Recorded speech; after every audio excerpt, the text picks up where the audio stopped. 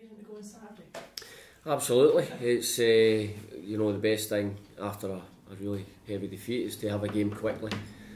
And what we've done with the Celtic game is just to park it, and move on as quickly as possible. We know how good a side they are.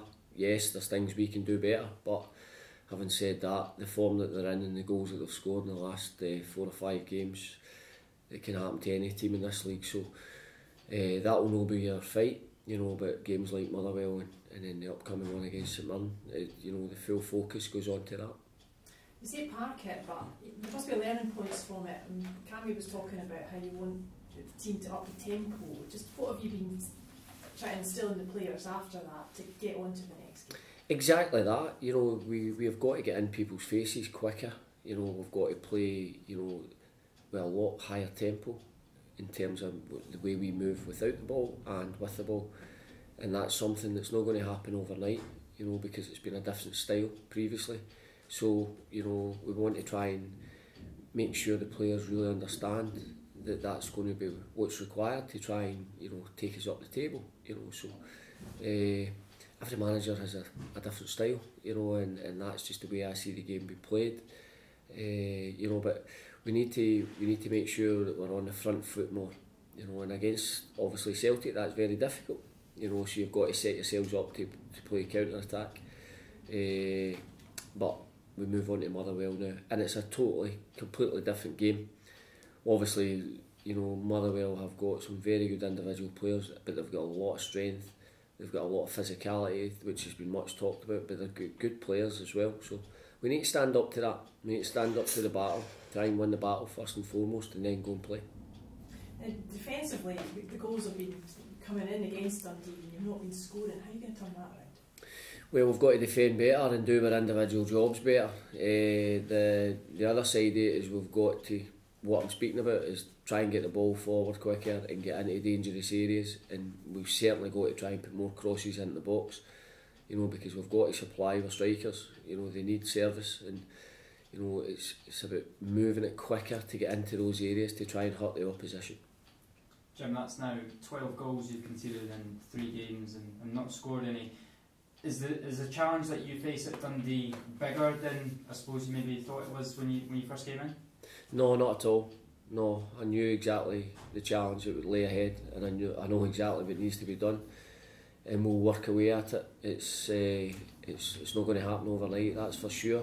Was I looking for a better response? Absolutely, but we've not had that. But it's not about feeling sorry for ourselves. We've got to just get on with it, and keep looking forward to the next game. We've got good players who need to do that wee bit more individually when it comes to picking up at set plays, which we didn't do against Livingston. So that they're all crucial parts of the game where you need to do that bit better, which then allows you the platform to go on and play and try and score the first goal. How do you manage the players in terms of the position that you're in at the moment? Is it a case of maybe taking a gentle approach to try and lift their spirits, or do you need to be hard and stern? No, it's a bit of both. There's got to be a fine balance there. But I think the biggest thing about being a coach or a manager is making the player aware of what their job and what their role is within the team. So it's about showing examples. Video analysis is a key tool that I like to use to try and educate the players when you're in this situation. Can you do it better next time? And work on the training ground. Where we expect you to be in certain scenarios, and you go from there. As I said, football can change quickly. And a couple of positive results, and you can be looking up the way, and that's the focus for us.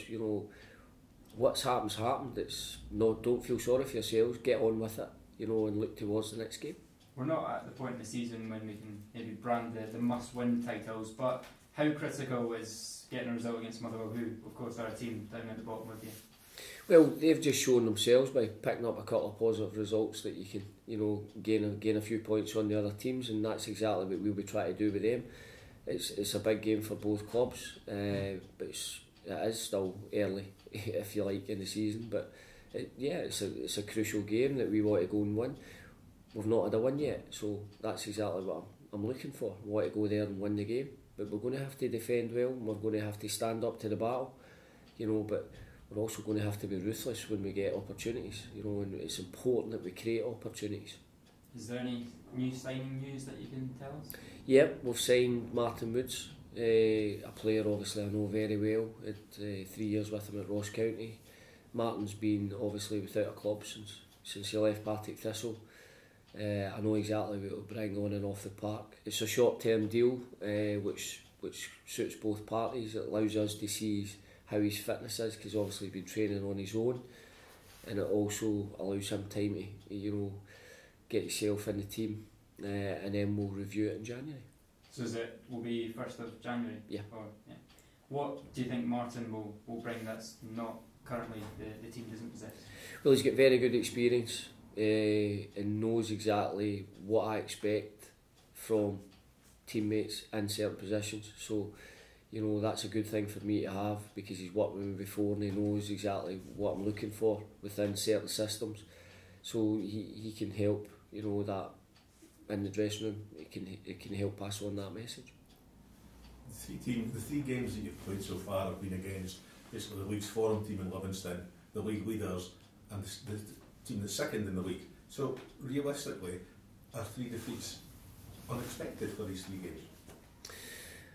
Well, I always look to get into every game to try and win it. We always know it's going to be difficult when you face the top sides, and you're right, you know, they 3 teams have been the form teams in the league, but you're still disappointed when you lose any football match, and there's still always things that you can do better. So for us, it's just trying to get the next result and try and make it a positive result.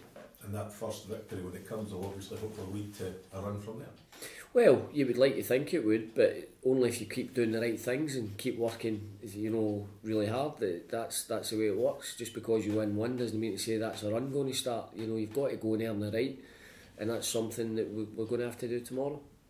The game on Wednesday kind of proved again that when you're at the bottom, works against you. I mean, a decision that didn't really look like it was given against you. Is that better than, you know, your thoughts when you look at the game? No, there was no luck went against us. You know, Celtic played fantastically well, and we got exactly what we deserved.